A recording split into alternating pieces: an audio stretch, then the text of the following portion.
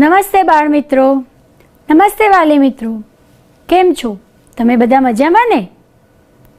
આપણે ફરી એકવાર હોમ લર્નિંગ કાર્યક્રમમાં મળ્યા છીએ. યાદ છે ને, અગાઉ પણ આપણે મળી ચૂક્યા છીએ. હા, બધાને જ યાદ છે. આપણે અત્યારે જે કોરોના મહામારી ચાલી રહી છે એના વિશે પહેલાં થોડીક વાત કરી લઈએ, પછી આપણું શૈક્ષણિક કાર્ય શરૂ કરીએ. તો બાળ મિત્રો, આ કોરોના મહામારી ચાલી રહી છે એમાં આપણે 3 બાબતોનું ખાસ ધ્યાન રાખવાનું છે. યાદ છે તમને બધાને કઈ 3 બાબતો છે? હા, આપણા હાથ વારંવાર સાબુથી ધોતા રહીએ.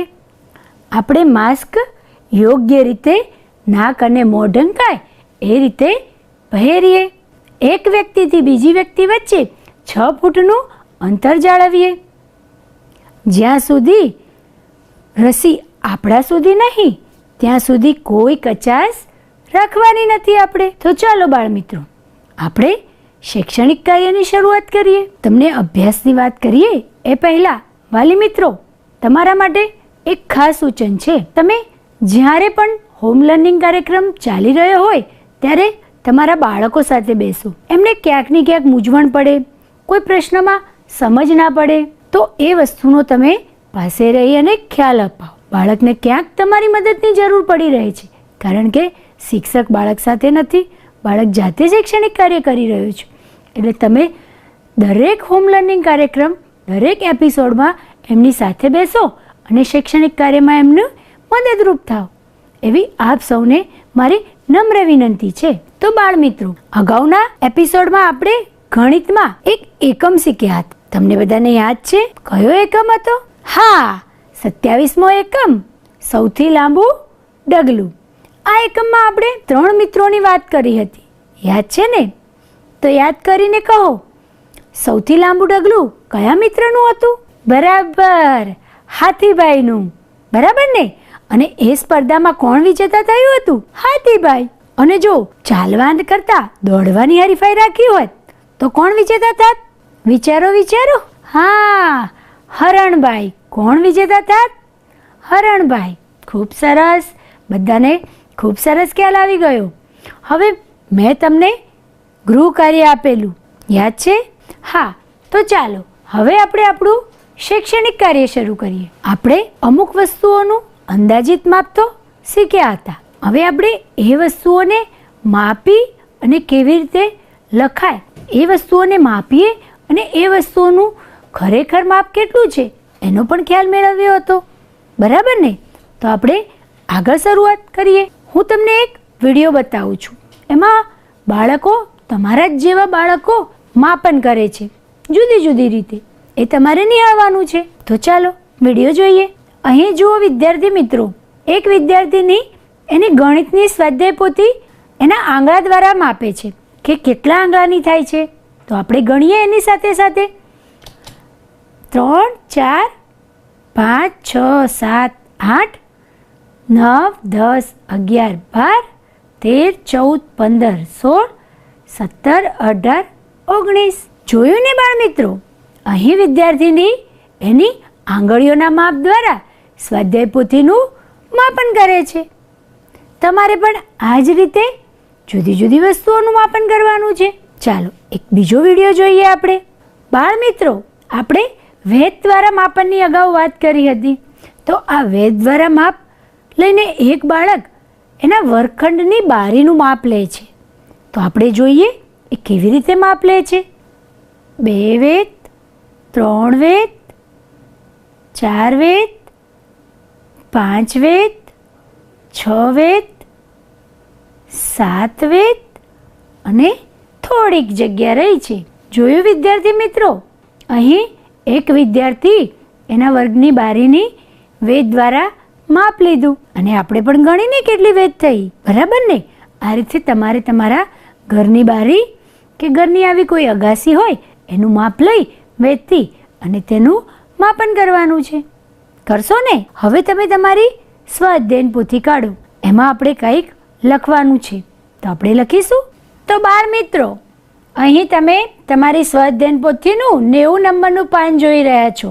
અહીં કેટલીક વસ્તુઓ આપેલી છે, એટલે કે વસ્તુના નામ છે, મારો અંદાજ અને મારું પરિણામ.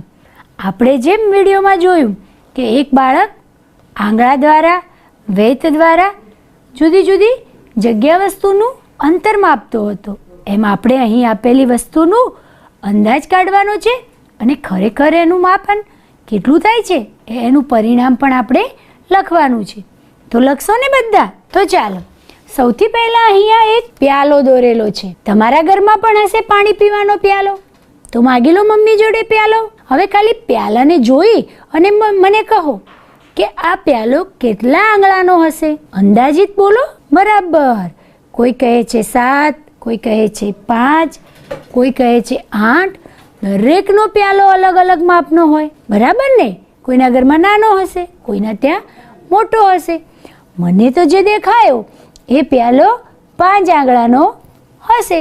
હવે મેં ખરેખર એ પ્યાલો માપ્યો તો મારા 7 આંગળા થયા. કેટલા આંગળા? 7. ખૂબ સરસ. તમારે તો તમારા હાથમાં જે પ્યાલો છે એને માપવાનો છે અને જેટલા આંગળા થાય એટલા આંગળા અહીં લખવાના છે. બીજા નંબરે જુઓ. હા, અહીં એક ડોલ છે. શું છે? ડોલ. બધાના ઘરે હશે ડોલ. હવે મને કહો, તમારા ઘરમાં તમારી નજર સામે જે ડોલ છે એ કેટલી વેતની હશે? હા, એ ડોલ કેટલી વેતની હશે એવું? હા, મીના કહે છે કે મારા ઘરમાં જે ડોલ દેખાઈ રહી છે મને એ 8 વેતની છે. કેટલી વેતની? 8. ઓહો, હવે મીનાબેન તમે એ ડોલની વેત માપો. હા, બરાબર માપો. હા, કેટલી વેત થઈ? 7. Very good. ખૂબ સરસ. 7 વેતની થઈ, એટલે કે તમારો અંદાજ 1 વેત વધારે હતો, કહેવાય ને એવું? ખૂબ સરસ. ચાલો, હવે છે હાથ. તમારો હાથ. હવે દરેક વિદ્યાર્થી મિત્ર તમે તમારો હાથ જુઓ અને આ હાથને તમારા ઘરમાં જે દીવાસળી છે એના દ્વારા માપવાનો છે. સૌથી પહેલાં જુઓ તમારો હાથ કેટલી દીવાસળીનો હશે, એટલે કે કેટલી દીવાસળી ગણીએ તો આ હાથ થતો હશે? અંદાજિત બોલો. બરાબર. ગીતા કહે છે કે 5 દીવાસળી જેટલો મારો હાથ છે. હવે ગીતાબેન કહો, ખરેખર માપો અને કહો મને. હા, કેટલી દીવાસળી થયો? 6 દીવાસળી. ખૂબ સરસ. તમારે પણ તમારા ઘરમાં રહેલી દીવાસળી લઈ અને તમારો હાથ માપવાનો છે. માપશો ને બધા? હા, જોડે જોડે માપતા રહો. અહીં શિક્ષકનું ટેબલ છે. શું છે? ટેબલ. હવે તમે બધા તો શાળાએ છો નહીં, ઘરે છો, બરાબર ને? તો તમારા ઘરમાં પણ ટેબલ હશે. નાનું હશે, મોટું હશે, પણ ટેબલ તો હોય જ, હોય ને? હા, તો હવે એ ટેબલ જોઈ અને કહો કે કેટલી વેતનું ટેબલ હશે? આપણે જેમ પેલા બાળકે આમ વેત માપી હતી એમ આપણે વેત માપવાની છે. વેત માપવી એટલે તમારો જે અંગૂઠો છે એ અંગૂઠાથી લઈ અને જે ટચલી આંગળી, આજે આપણી ટચલી આંગળી ત્યાં સુધીનું માપ, એટલે આપણું વેત થઈ. બરાબર ને? આ થઈ આપણી વેત. હવે વેત દ્વારા તમે ટેબલ માપો. પહેલા તો આપણે અંદાજિત માપ લખવાનું છે. બોલો બોલો. હા, મેં જો અંદાજિત ટેબલ જોયું છે એ ટેબલ અંદાજિત 5 વેતનું છે. બરાબર. મેં માપ્યું તો 7 વેતનું ટેબલ થાય છે. કેટલું? 7 વેતનું. તમારી જેટલી વેત થાય એટલું તમારે અહીં લખવાનું છે. હવે આગળ જોવું. શું આવ્યું? તમારું નાક. આ તો બધા પાસે છે ને? હા હા હા. તો ચાલો, અહીં નાક કેવી રીતે માપવાનું છે આપણે? આંગળા દ્વારા. તમારા આંગળા લો અને નાક પર મૂકો. બરાબર. આ રીતે નાક ઉપર આંગળા મૂકવાના છે. આ રીતે. બરાબર ને? તો ચાલો, કેટલા આંગળા થાય? બોલો બોલો. મેં તો માપ્યું તો મારું નાક 3 આંગળા છે. મારું માપ ખરેખર માપ્યું, પરિણામ તો 3 આંગળા છે. અંદાજિત માપ તમે લખી દો. તમને કેટલું લાગે છે તમારું નાક? હા, અહીં તમારે લખવાનું છે અંદાજિત માપ અને ખરેખર માપી અને અહીં લખવાનું છે. તો ચાલો આગળ જોઈએ, પાણીની બોટલ. પાણીની બોટલ તો બધા પાસે હશે, છે ને? તો પાણીની બોટલ, મારી પાસે જે પાણીની બોટલ દેખાઈ રહી હતી મને, એ મેં જોયું તો મને 20 આંગળા જેટલી લાગે છે. કેટલા આંગળા? 20. અને ખરેખર મેં માપ્યું તો એ બોટલ 22 આંગળાની થઈ. તમે પણ તમારી બોટલ માપીને લખો. હવે આવ્યું તમારા વાળ. વિદ્યાર્થી મિત્રોને પ્રશ્ન થતો હશે કે બેન, છોકરીઓ તો એમના વાળ માપશે, પણ અમારા વાળ તો અમે વેતમાં કેવી રીતે માપીએ? બરાબર ને બાળકો? તમારે શું કરવાનું છે? હા, તમારી બહેન કે મમ્મીના વાળ માપવાના છે વેતથી. બરાબર ને? તમારા મમ્મીના વાળ પણ લાંબા હશે, ઘરમાં બહેન હશે તો બહેનના વાળ પણ લાંબા હશે. તો ચાલો તમે એમના વાળ માપી વેત દ્વારા અને લખો અહીં. બરાબર ને? અને જે બાળકીઓ છે, વિદ્યાર્થીનીઓ, એમને પોતાના વાળ માપવાના છે. માપશો ને બધા? હા, ચલો માપો માપો.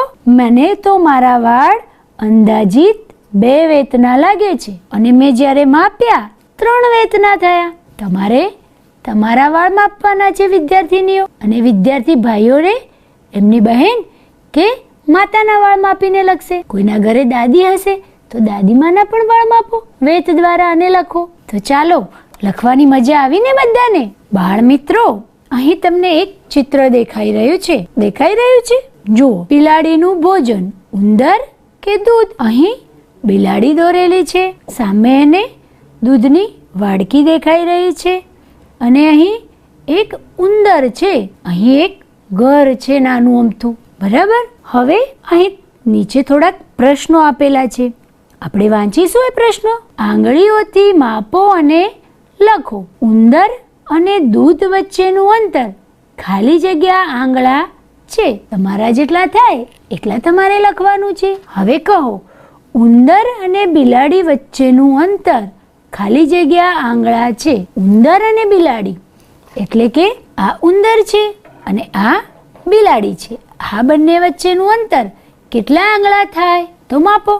ચાલો માપીશું આપણે. હા, 4 અહીંયા થયા અને 1 એટલે કેટલા આંગળા થયા? 5 આંગળા. કેટલા થયા? 5. હવે તમારા આંગળા નાના હોય તો વધુ પણ થતા હશે, એ તમારે માપવાનું છે અને લખવાનું છે. આગળ છે, દૂધ અને બિલાડી વચ્ચેનું અંતર ખાલી જગ્યા આંગળ છે. આ છે દૂધ અને આ છે બિલાડી. એ બંને વચ્ચેનું અંતર કેટલા આંગળ છે? બોલો બોલો, માપો માપો. હા, કેટલા થાય છે? ગણો. 1 2 3 4.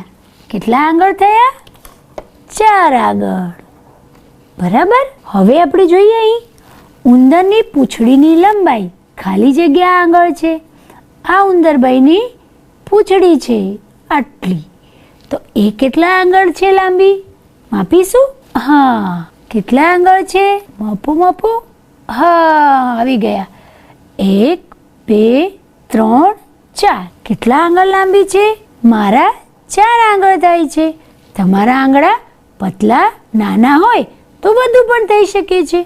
એટલે તમારે તમારા આંગળ માપવાના અને લખવાનું છે. ઉંદર પોતાને બચાવી શકશે? વિચારો, અહીં શું છે? ઉંદર પોતાને બચાવી શકશે બિલાડીથી? અહીં બિલાડી દોડીને ઉંદર તરફ આવી જાય તો ઉંદર એને બચાવી શકશે? હા કે ના? બોલો, વિચારો વિચારો. હા, બચાવી શકશે. બચાવી શકશે ને? હા. તો જવાબ શું આવશે? હા, બચાવી શકશે.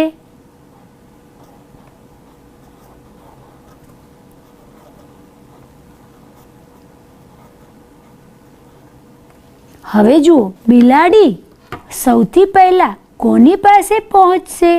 દૂધ કે ઉંદર? વિચારો વિચારો. બિલાડી સૌથી પહેલા કોની પાસે પહોંચશે? હા, બરાબર. પાછળથી અવાજ સંભળાઈ રહ્યો છે કે દૂધ પાસે. કોની પાસે? દૂધ પાસે. તો આપણે અહીં જવાબમાં શું લખીશું? દૂધ. બરાબર ને? આગળ જોઈએ આપણે. બાળ મિત્રો, તમે જોયું ઉંદર, બિલાડી અને દૂધ વિશે ચિત્રમાં સમજ્યા ને? હવે તમારી સ્વ અધ્યયન પોથીમાં પાછળના પેજ ઉપર આ ચિત્ર આધારિત આપણે એક વાર્તા લખવાની છે. જોયું? હા, આપણે કેવું ચિત્ર જોયું હતું? જો, હતું ને આવું ચિત્ર. ઉંદર, બિલાડી, દૂધ અને એક ઘર દોરેલું છે બાજુમાં. બરાબર ને? હવે આની પરથી આપણે વાર્તા બનાવવી હોય તો કેવી રીતે બનાવશો તમે? વિચારો. હા, તો ચાલો હું તમને એક સરસ વાર્તા બનાવી આપું. એક બિલાડી હતી. એ સવારની બિચારી બહુ જ ભૂખી થઈ હતી.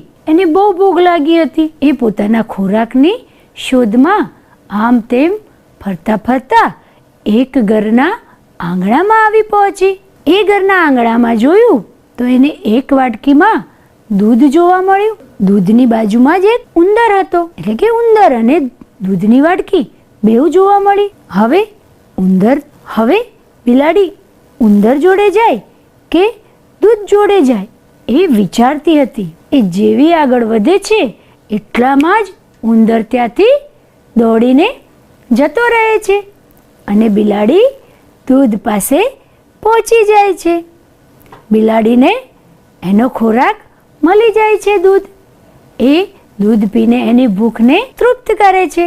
એની ભૂખ સંતોષાઈ જાય છે. તો બાળ મિત્રો, મેં તમને જે વાર્તા કહી એ વાર્તા તમારે તમારી સ્વ અધ્યયન પોથીમાં લખવાની છે. એપિસોડ પૂરો થાય ત્યારે તમારે આ વાર્તાનું વર્ણન કરી અને સ્વ અધ્યયન પોથીમાં સરસ અક્ષરે લખી દેશો. લખશો ને બધા? તો વાલી મિત્રો, અહીં તમારા બાળકને તમારે પાસે રાખી અને આ વાર્તા લખાવડાવવાની છે. તો ચાલો હવે આપણે આગળ જોઈએ. બાળ મિત્રો, આગળ આપણને આપેલું છે માપો અને દોરો. અહીં કંઈક થોડુંક દોરેલું છે. તમને બધાને દેખાય છે. શું દોરેલું છે? હા, આ કોણ છે? કીડીબેન. કોણ છે? કીડીબેન. આ પથ્થર છે ને પથ્થર? હા, અને આ વાંદરાબાઈ છે. બરાબર. હવે નીચે કંઈક આપણને સૂચના આપેલી છે. આપણે જોઈશું અને એ સૂચના મુજબ કરીશું કામ. પથ્થરથી 2 આંગળી દૂર એક પાન દોરો. શું કહ્યું છે? જે પથ્થર આપેલો છે આ એનીથી 2 આંગળી દૂર, એટલે કે આમ આપણે આંગળી માપવાની છે. 2 આંગળી દૂર એક પાન દોરવાનું છે. એટલે તમે માપો અને દોરતા જાઓ મારી સાથે સાથે. અહીં થશે મારે. હા, તો અહીં આપણે એક સરસ મજાનું પાન દોરીશું. દોરો મારી સાથે સાથે. હા, ચાલો આગળ શું છે? વાંદરાથી 1 દિવાસળી દૂર એક કેળું દોરો. અહીં તમારે દિવાસળી લેવાની છે અને 1 દિવાસળી દૂર કેળું દોરવાનું છે. બરાબર. ચાલો લો દિવાસળી અને કેળું દોરો. હા, બરાબર.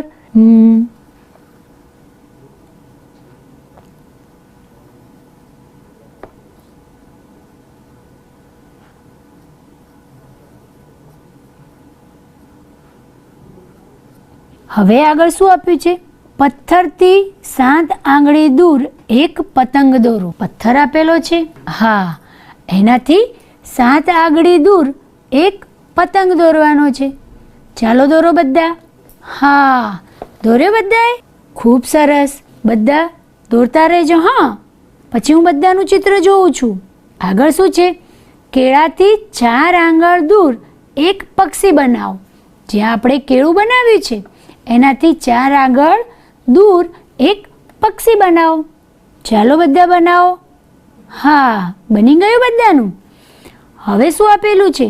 બાકી રહેતી કોઈ પણ જગ્યામાં તમારું પોતાનું ચિત્ર દોરો અને વાંદરાના નાકથી તમારું અંતર માપો.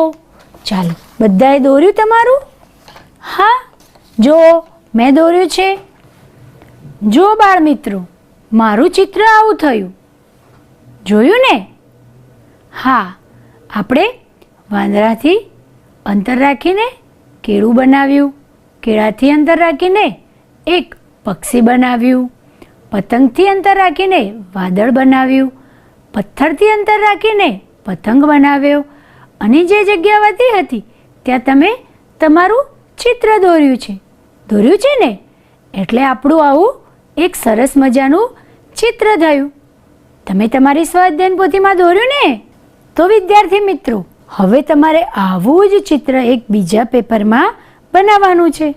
બનાવશો ને એટલે તમને એક વસ્તુથી બીજી વસ્તુ વચ્ચેનું અંતર માપવાનું, કેટલા આંગળ દૂર છે એ પણ તમને ખ્યાલ આવી જાય અને તમને સરસ મજાનું ચિત્ર બનાવતા પણ આવડી જાય. કરશો ને બધા આવું? હા, તો આ તમારું ગૃહ કાર્ય છે. એક અલગ કાગળ લઈ અને એ કાગળમાં આપણને જે સ્વાધ્યાયન પોથીમાં કહ્યું છે, સૂચના આપી છે, એ મુજબનું સરસ મજાનું ચિત્ર બનાવીશું. તો ચાલો આપણે આગળ અભ્યાસ કરીએ આપણો બાકી રહેલો. બાળ મિત્રો, તમારી સ્વાધ્યાયન પોથીમાં આગળ 94 નંબરમાં પેજમાં કંઈક આપેલું છે, એ આપણે વાંચતા જઈએ અને એના વિશે આપણે શીખતા જઈએ. તો ચાલો, સૌથી પહેલાં એક ચિત્ર બનાવેલું છે અને બાજુમાં કંઈક લખ્યું છે, વાંચીશું. મારો ચહેરો મારી એક વેંત જેટલો લાંબો છે. આ બાળક એવું કહે છે કે મારો ચહેરો છે એ મારી એક વેંત જેટલો લાંબો છે. ચાલો તમે તમારો ચહેરો માપો જો. વેંત કેવી રીતે માપવાની સમજશે ને બધાને? હા, મેં શીખવ્યું હતું. તમારા અંગૂઠાથી લઈ અને જે છેલ્લી ટચલી આંગળી છે ત્યાં સુધીની આપણી એક વેંત. ચાલો માપો.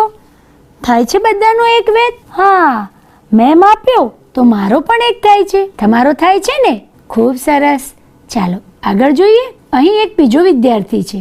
એ શું કહે છે? મારો હાથ મારા પગ જેટલો લાંબો નથી. એટલે કે આ એનો હાથ છે અને આ એનો પગ છે. હાથ પગ જેટલો લાંબો નથી. તમારો છે? બોલો બોલો. અરે, પાછળથી જવાબ આપ્યો. ના બેન, નથી. આગળ એક બીજી વિદ્યાર્થીની શું કહી રહી છે? મારું કપાળ 4 આંગળ જેટલું પહોળું છે. એનું કપાળ કેટલું પહોળું છે? 4 આંગળ જેટલું. તમે માપો. તમારું કપાળ કેટલું છે? માપો માપો. હા, કોઈનું મોટું હશે તો 5 આંગળ હશે, કોઈનું 3 આંગળ પણ હશે, કોઈનું 4 આંગળ પણ હશે. બરાબર ને? હા, ચાલો એ રીતે આગળ પ્રશ્ન શું આપેલા છે? અહીં જો એક બીજો વિદ્યાર્થી છે. શું કહી રહ્યો છે? મારા પગની લંબાઈ ખાલી જગ્યા વેંત છે. હવે આ તો ખાલી જગ્યા આપી છે એટલે તમારે શું કરવાનું છે અહીં? ચાલો બોલો બોલો. હા, બરાબર. તમારે તમારા પગની લંબાઈ વેંતમાં માપવાની છે અને અહીં જવાબ લખવાનો છે. ચાલો માપો જો. 1 વેંત, 2 વેંત, 3 વેંત, 4 વેંત, 5 વેંત. મારા પગની લંબાઈ 5 વેંત થઈ. કેટલી થઈ? 5 વેંત. તમારી કેટલી થાય છે એ માપી અને તમે લખો જવાબ. ચાલો અહીં બીજો એક વિદ્યાર્થી શું કહી રહ્યો છે? મારા હાથની લંબાઈ ખાલી જગ્યા વેંત છે. આ વિદ્યાર્થીના હાથની લંબાઈ ખાલી જગ્યાની વેંત છે. બોલો બોલો. બરાબર. તમે તમારા હાથની લંબાઈ માપો અને લખો. માપો. 1 વેંત, 2 વેંત, 3 વેંત, 4 વેંત. બરાબર. મારા હાથની લંબાઈ 4 વેંત છે. તમારી કેટલી છે? માપજો અને લખજો. કોઈની 4 પણ હશે, કોઈની 3 પણ હશે, કોઈની 5 વેંત પણ હોઈ શકે.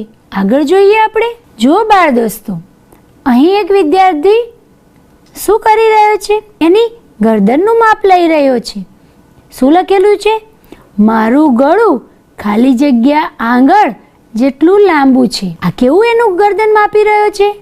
હા, જુઓ જુઓ બાળ દોસ્તો, આ બાળક જે રીતે એના ગરદનનું માપ લઈ રહ્યો છે એ રીતે તમારે પણ લેવાનું છે. હા, કરો જો. બરાબર.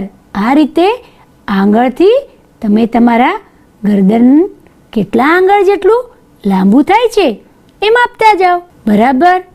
બોલો જો, કેટલા આંગળ થયું? હા, પાછળથી અવાજ આવી રહ્યો છે.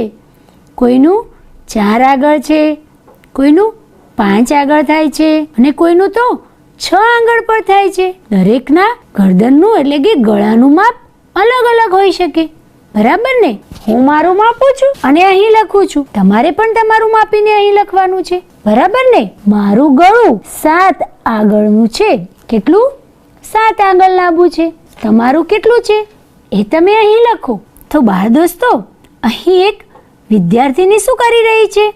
દેખાય છે તમને? હા, એના વાળની લંબાઈ માપી રહી છે.